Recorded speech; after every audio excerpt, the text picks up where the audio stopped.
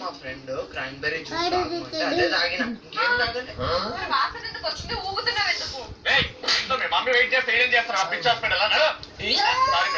దీంట్లో బాగా వస్తాయి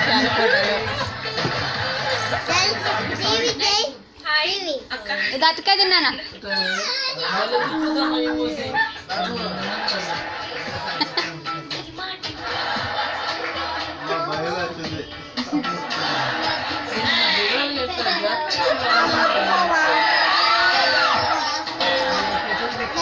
నువ్వు తిన్నానా